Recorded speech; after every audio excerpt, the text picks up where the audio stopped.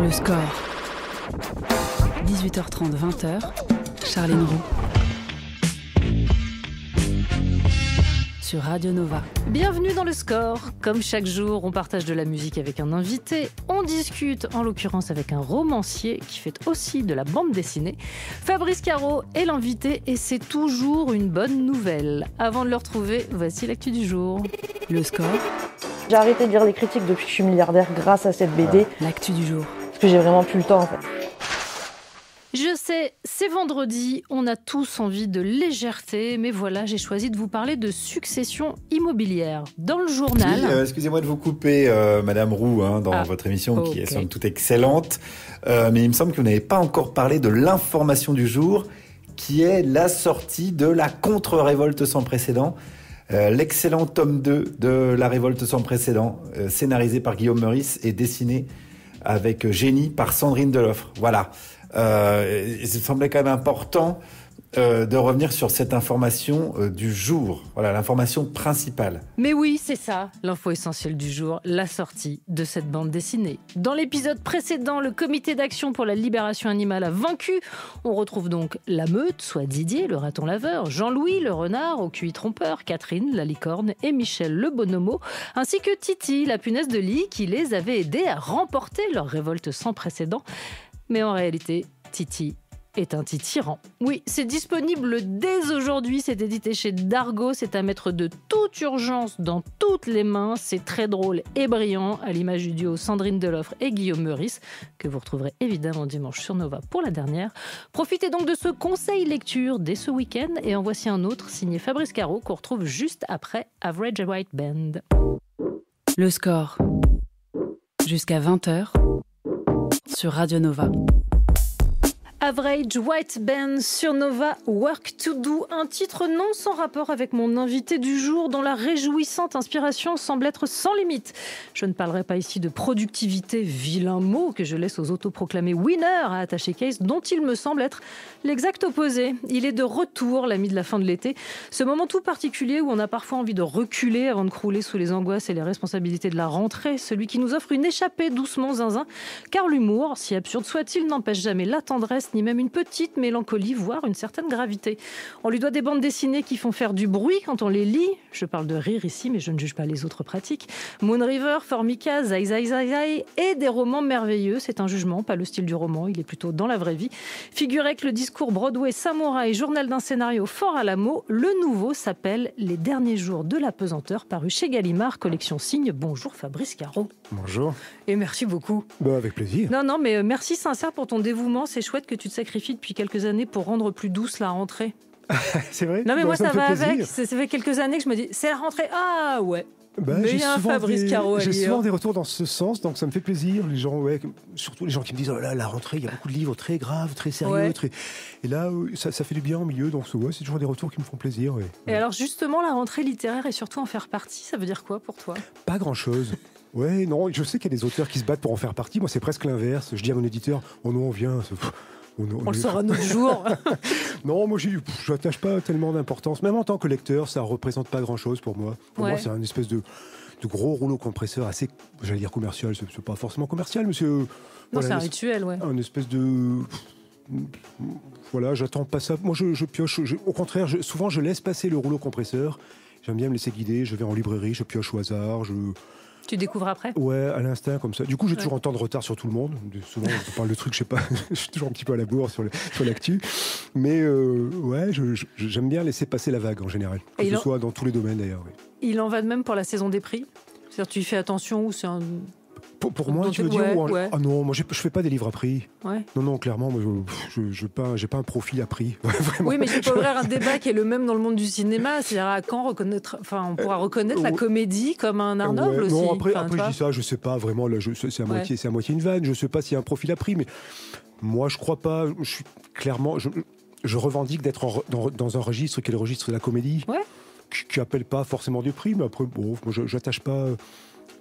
Bon, je vais pas faire mon rebelle à la Johnny Depp, mais pour moi, les prix, ça veut pas dire grand-chose. En vrai, les prix dans l'art, je comprends pas. Et quand je dis je comprends pas, c'est au premier degré. Je sais pas ce que ça veut dire. Ouais. Je sais pas si, Margerin, c'est mieux que Picasso. Enfin, là, je fais de la provoque, je prends un truc complètement au hasard, mais dans l'art, c'est tellement subjectif que comparer deux artistes et 2 œuvres, je sais pas. Honnêtement, je sais pas comment on fait.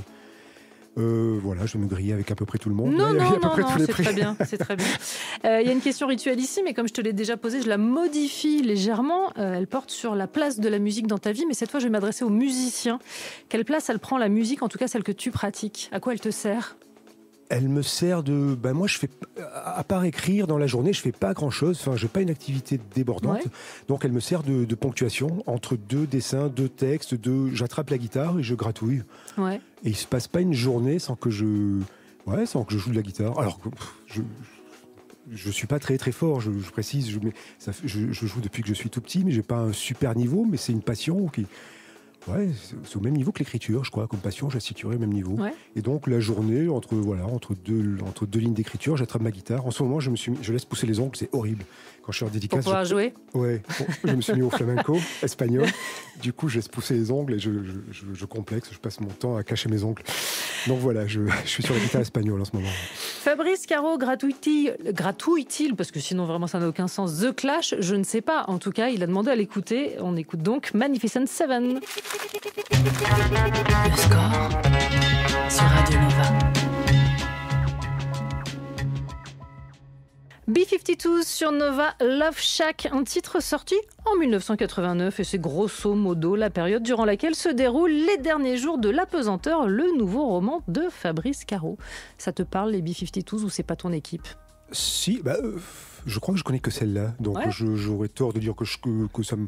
Mais oui, celle-là, c'est un grand classique. Ouais. Non, parce que c'est quand même un truc un peu guiré, avec un truc et qui est assez loin des personnages que t'écris. Ce que je veux dire, qui n'est pas dans ce genre d'énergie. Non, pas tellement, non. Ouais. Bon, on en vient au roman. Il suit Daniel durant son année de terminale, soit une année charnière. Après, tout change. C'est excitant, c'est angoissant. Le titre, c'est l'illustration de cette parenthèse, qu'elle soit enchantée ou non. Les derniers jours de l'Apesanteur. Ouais. J'ai hésité sur le titre. Je trouvais que ça faisait un petit peu plombant, mais je me suis dit non, c'est ça. C'est une année de terminale en fait. Et l'année de terminale, c'est ça. C'est la fin d'un cycle. Ouais. En même temps, c'est une année très particulière parce que c'est hyper exaltant. C'est à la fin, on passe le bac et après ça va être la vraie vie, la fac. On est libre comme l'air. Et en même temps, on est libre. Enfin, il y a aussi le truc. Et puis il y a le bac aussi. Il y a ce truc-là, ce couperet du bac. Il faut l'avoir, il faut bosser. Donc c'est un truc assez lourd, quoi. Donc c'est un mélange. Cette année est très très particulière. C'est un mélange de beaucoup de sentiments, de sensations très extrêmes. Et hyper forte. Je trouve que c'est une année au lycée et de manière générale dans la scolarité, c'est une année un petit peu à part.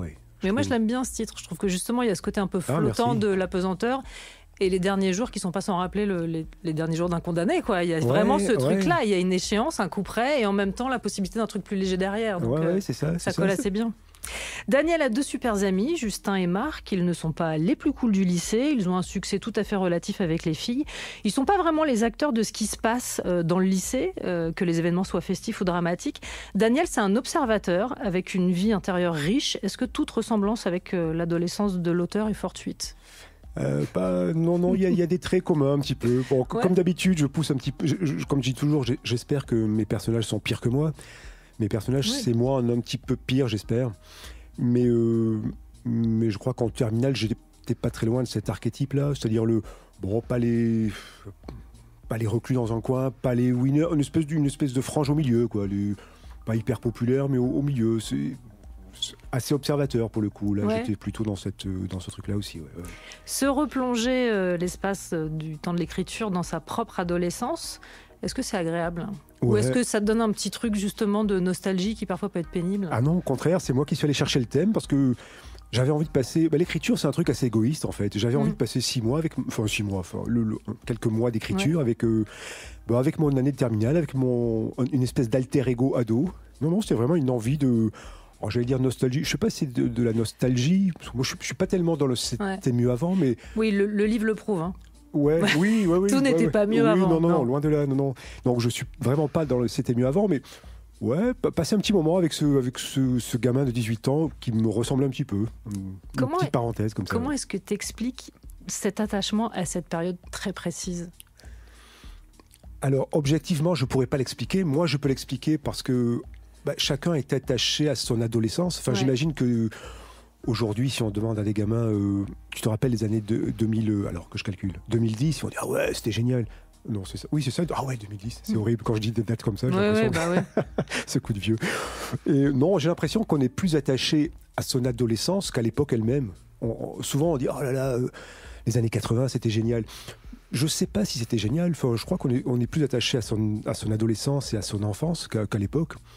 Mais après, les années 70-80 spécifiquement, ouais, c'était une explosion de beaucoup de choses, de la musique qui n'était pas forcément toujours de qualité. Ouais, on y reviendra, ouais. mais en tout cas, une espèce de rendez-vous. Ouais. Aujourd'hui, avec la multiplication des médias, il doit exister encore des rendez-vous, mais là, il y avait des tubes. Il y avait 10 tubes dans la semaine. On parlait tous des 10 tubes. Il y avait 2 séries, on parlait tous des 2 séries. C'était plus pauvre et plus enrichissant. Je fais de la poésie à 2 balles, là, mais on se retrouvait, on se retrouvait sur des choses vachement plus réduites. Mais encore une fois, non, c'était pas mieux. C'était pas mieux, mais c'était différent. Ouais, différent, c'est voilà, ça le mot. Exotique. Pour les enfants d'aujourd'hui. Si tu le permets, je voudrais lire les premières lignes du roman. Une photo de Michel Sardou ornait la couverture du Télé 7 jours, accompagnée de la légende Sardou au tournant de sa vie. 23 ans d'amour, de colère, de passion, il fait le point. Je la regardais vaguement en buvant mon chocolat au lait. Mon frère à côté faisait un bruit monstre en mâchant ses cornflakes, absorbé par l'illustration figurant sur le paquet. Il était dans sa période hard rock, en phase pouce de cheveux, une sorte de mulet mal ajusté, à mi-chemin entre le chauffeur routier et le gardien de but allemand. Ma mère, tout en servant le café à mon père, s'est tournée vers moi. Au fait, j'ai croisé Madame Rigaud qui m'a demandé si tu voudrais bien donner des cours particuliers de maths à sa fille Béatrice, 2 ou 3 fois par semaine. C'est son année de brevet, elle a quelques lacunes. Est-ce que cette intro, c'est ton Connemara à toi?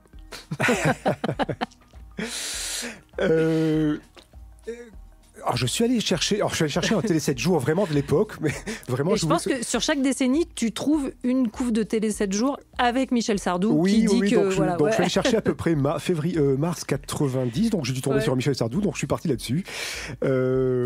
Michel Sardou revient quel que soit c'est comme Michel Drucker, c'est l'espèce de serpents de mer comme ça qui reviennent. Donc. Mais tu es très très fort pour les scènes d'intro in situ, je trouve. Est-ce que c'est un moment du roman que tu travailles de manière différente? C'est vrai. C'est marrant parce que souvent dans mes romans, je commence le roman puis je me dis bon, c'est un faux début, je trouverai mieux. Et finalement, je reste sur ce début. Mais je crois que c'est une façon aussi de ne pas se mettre la pression parce qu'un début, ça peut être assez tétanisant. De se dire oh là là, comment je vais démarrer? Le début, c'est hyper important, il faut que je trouve un super début. Et souvent, moi, je me dis bon, je démarre par ça, puis je verrai. Et en général, je garde, peut-être par fainéantise. Non, mais c'est très bien. Mais en général, je garde les faux débuts. Dans un instant, on continue de parler de ces derniers jours de l'apesanteur. Juste avant ça, un titre choisi par Fabrice Caro. On écoute David Bowie, Modern Love. Le score sur Nova, sur Radio Nova. Avec Charline Roux. De la soul sur Nova, Me, Myself and I, un autre hymne de 1989, puisque le nouveau roman de Fabrice Caro, Les derniers jours de l'apesanteur, paru chez Gallimard, collection Signe, nous plonge directement dans cet autre siècle. Ça fout un coup de pelle de le dire. Oui, je suis désolée. Et de musique, il est aussi question dans le livre. Comme pas mal de tes œuvres, je dois dire, si mes souvenirs sont bons, je crois que c'est dans Broadway que le héros faisait souvent référence à Benjamin Biolay. Bon, en BD, j'en parle pas. Zai, c'est dans le titre. Dans Moon River, je crois me souvenir de mentions de Phil Collins, d'Aznavour, d'Eddie Mitchell de début de soirée. Et dans Les derniers jours de l'apesanteur, Supertramp, Sting, Sardou, est-ce que ce sont des totems ou est-ce que c'est vraiment des marqueurs temporels pour toi? Les deux, j'aime bien. Je crois qu'il y a aussi une frustration quand on écrit, c'est de ne pas avoir la BO. Par rapport au cinéma, au cinéma, il y a une BO. Ça porte le truc, on a un truc dans la tête, une musique dans la tête, on la colle. Là, c'est un truc assez frustrant d'avoir des musiques dans la tête, de ne pas avoir de BO. Donc, on se débrouille toujours pour caser une chanson au milieu, un truc comme ça. Je trouve que ça... Et après, les titres, alors c'est pas toujours des titres très glorieux, loin de là, c'est même souvent l'inverse. Mais ça fait partie. Ouais, hélas.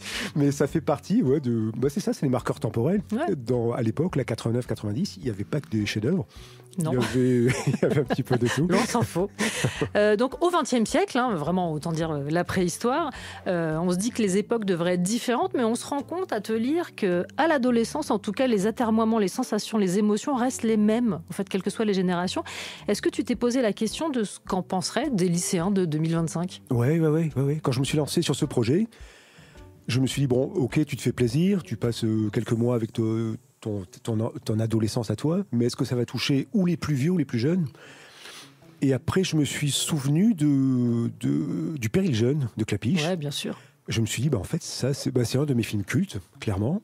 Et en fait, ça se passe en 75. C'est le bac en 75. Et moi, j'avais 2 ans. Et pourtant, ce film me touche, mais du début à la fin, sur tous les détails. Et c'est là que je me suis dit, en fait, l'année de terminale, c'est vraiment une époque tellement particulière qu'elle peut traverser les époques comme ça. Une année de terminale peut toucher. Enfin, cette période très particulière du bac peut toucher, qu'elle se passe en 75, en 86, en 90 ou en 2025. Enfin, je crois, je sais pas, c'est un pari. En tout cas, moi, je me suis fait plaisir, mais j'espère que ça va pas toucher qu'un cas de bon âge, sinon ça va être très niche. Enfin, très niche, ça fait du monde, mais ça va être assez réducteur, quoi. Non, je crois que ça va marcher.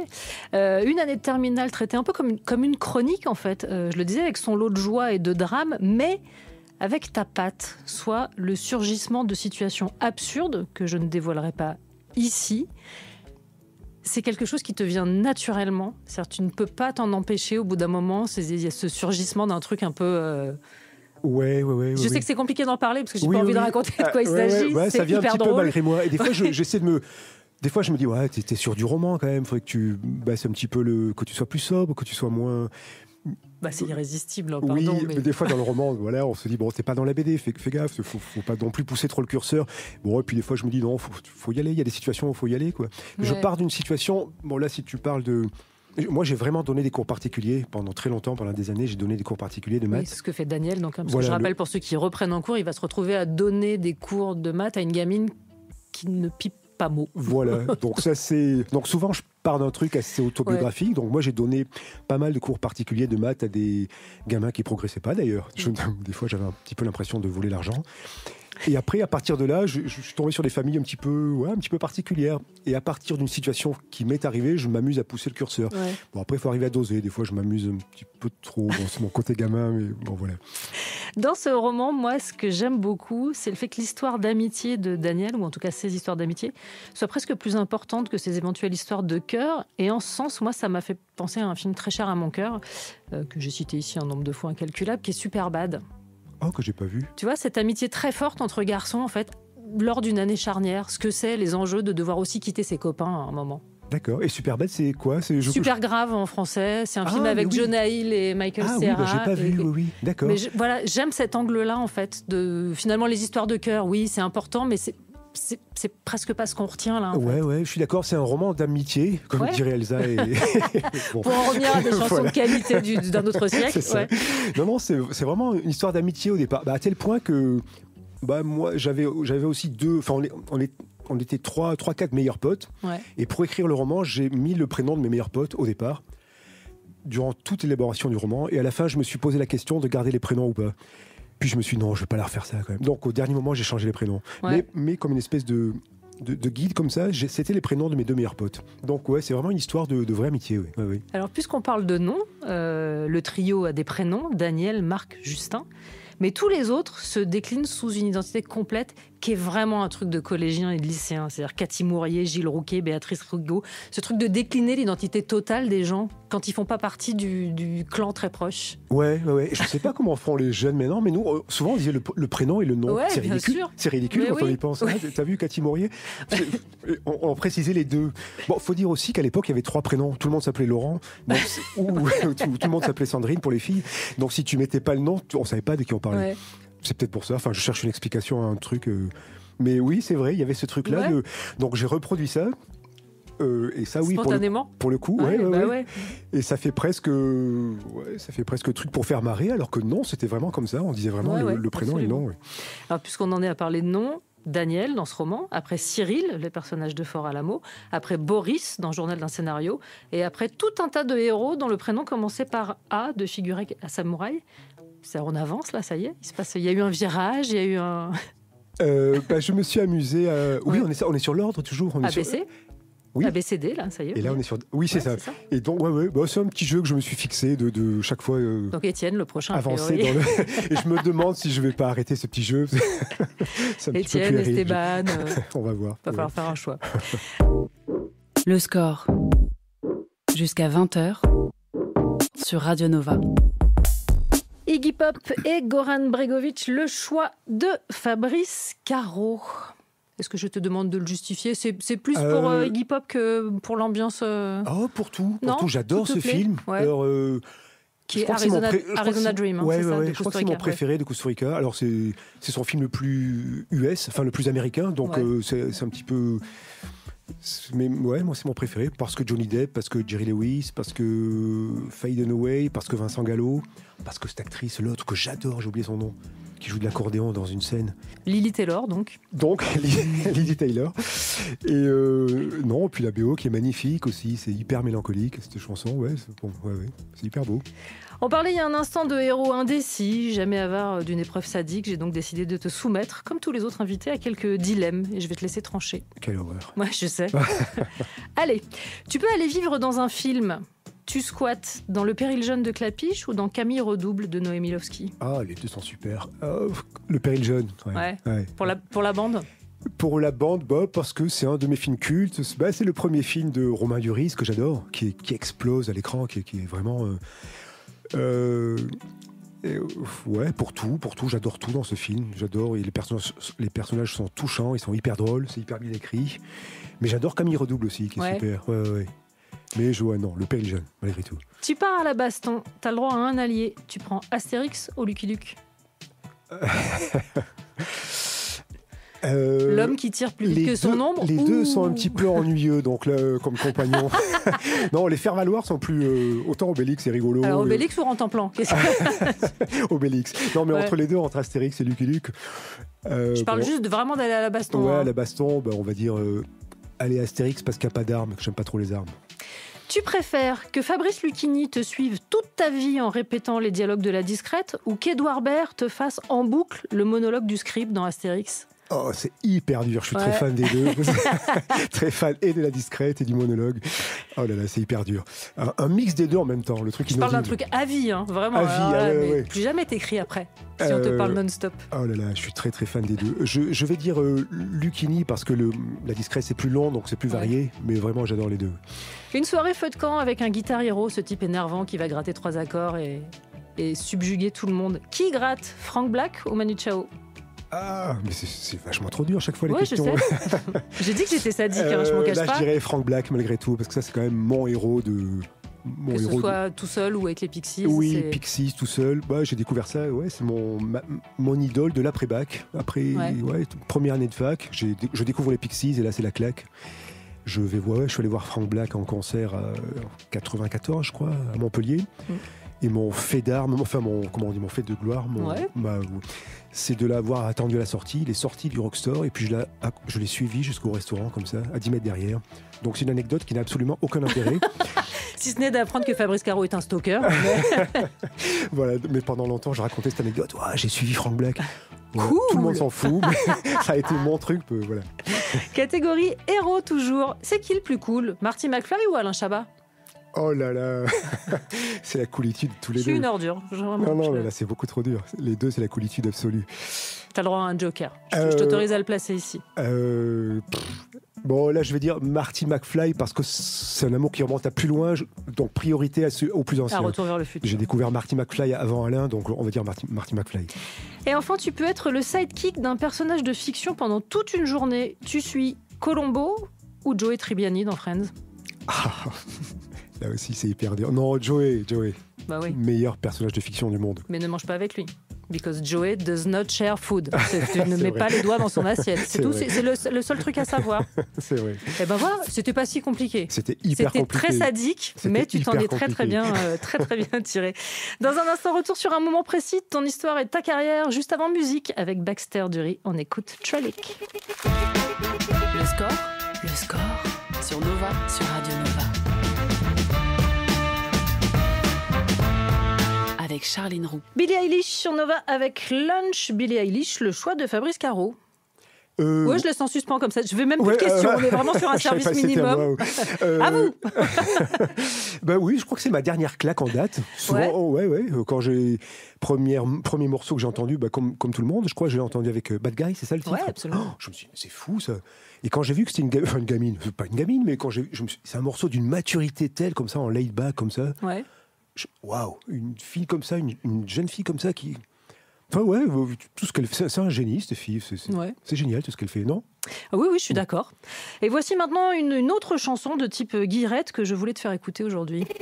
Quand l'appétit va, tout va. Quand l'appétit va, tout va. Vis dans les futailles, à nous la répaille. Quand l'appétit va, tout va.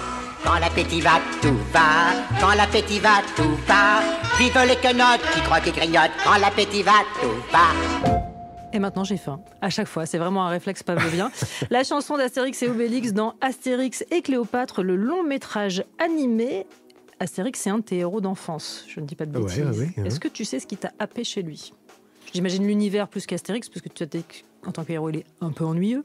Qu'est-ce qui m'a happé ? C'est difficile à dire. Peut-être, c'est une de mes premières BD, en fait. Premier Astérix, c'était en 80, Le Grand Fossé, j'avais 7 ans.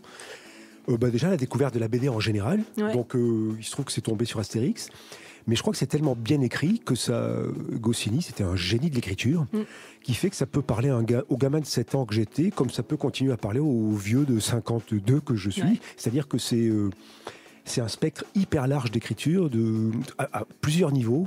On comprend pas tout à 7 ans, mais c'est pas très grave, on comprendra plus tard. Et c'est ça, ça peut toucher, c'est très bien écrit, quel que soit l'âge. Et alors spécifiquement, qu'est-ce qui m'a touché ? Je ne sais plus exactement, mais l'humour, j'imagine, l'aventure, l'humour, tout ça est très bien dosé.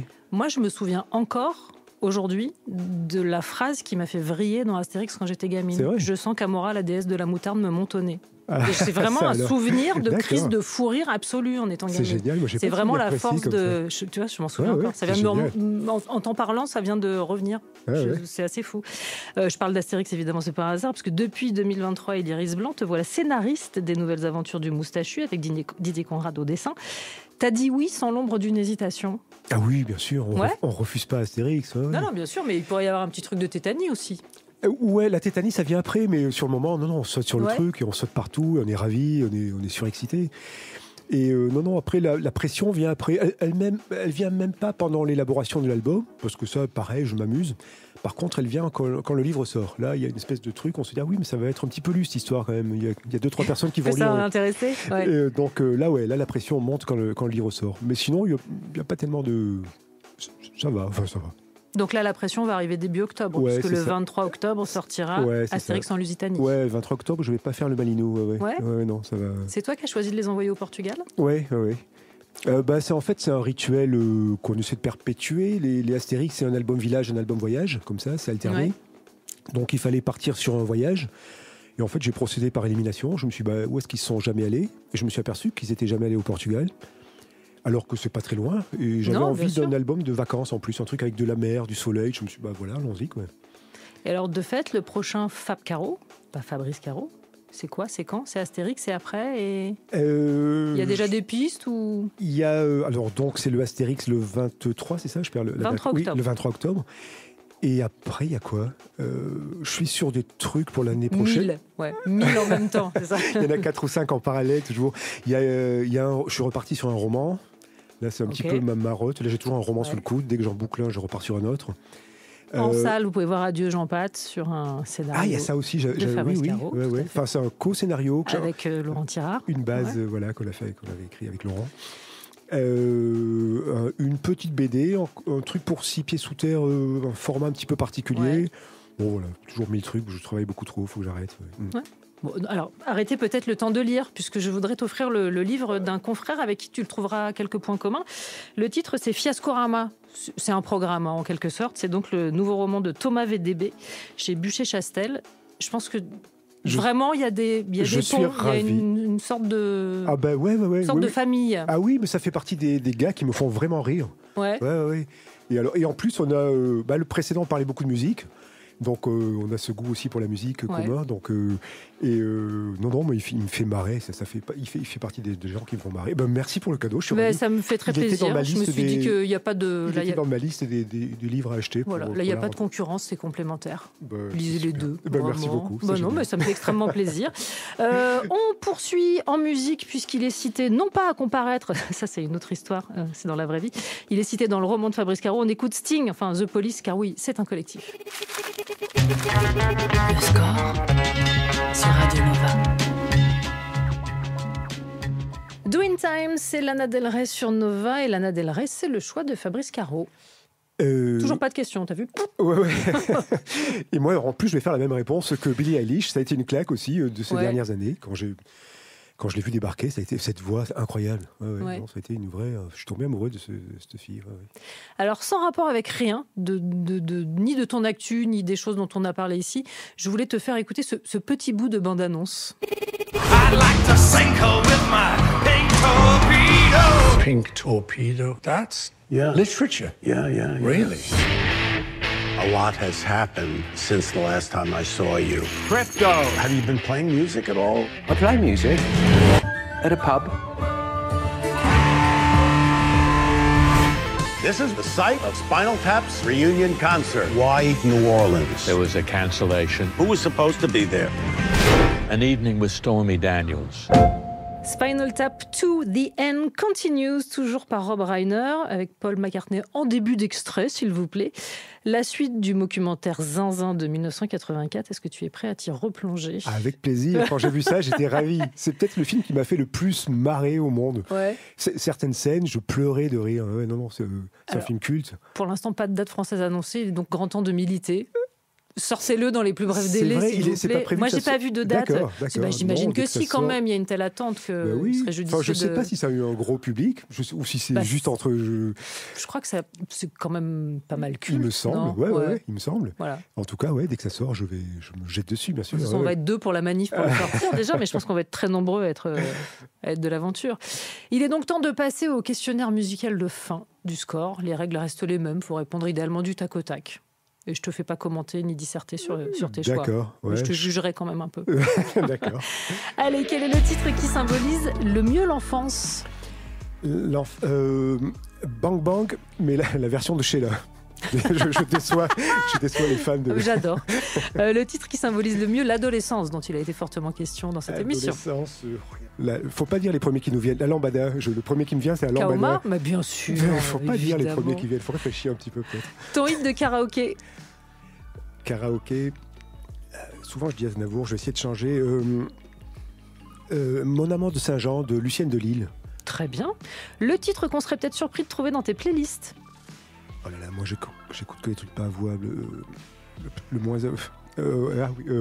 Rossignol de Luis Mariano. Effectivement, je suis surprise. Le titre qui te propulse immédiatement sur la piste de danse? La lambada. J'écoute que la lambada. Locked Out of Heaven, c'est ça, Bruno Mars, ouais. Très bien. Et le titre qui t'en fait immédiatement sortir? Smells Like Teen Spirit. Ah ouais? Mais alors attends, parce que j'adore ce morceau, j'adore Nirvana, mais pour le coup, c'est un truc, quand ça arrive sur la piste de danse, tu peux pas danser là-dessus. Enfin, moi, tu pousses des gens, quoi. Oui, au moins de pogoter, mais moi j'ai plus l'âge. Mais tu vois, c'est pas très dansant, quoi. Mais j'adore Nirvana. Mais ouais, voilà, pour danser, c'est pas. Ta chanson de comédie musicale préférée? Grease. Ouais. Olivia Newton-John et John Travolta, mais je sais pas le titre. The One That I Want. Oui, voilà. Ouais, ok. Le titre que tu as le plus écouté ces derniers jours? J'avais la ritournelle tout à l'heure dans la tête. De Sébastien Tellier? Non, la ritournelle de la chanson. The Fantasy Life of Poetry and Crime de Pete Doherty et Fred Clos. J'y serais arrivé, le titre à rallonge. Et la chanson dont tu as un mal de chien à te débarrasser une fois que tu l'as en tête, mais dans la catégorie pénible? Truc qui me... Et ça fait Zumba Café. Alors là, moi, je trouve que sur ce questionnaire, un très joli chelem. Vraiment, le chelem de la honte. Non, il est bien. Moi, je trouve qu'il est bien.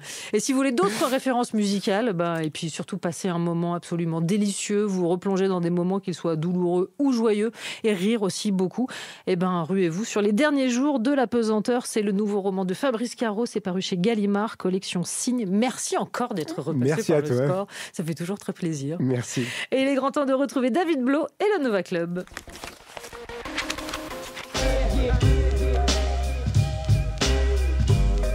Le score sur Radio Nova. À retrouver en podcast sur nova.fr.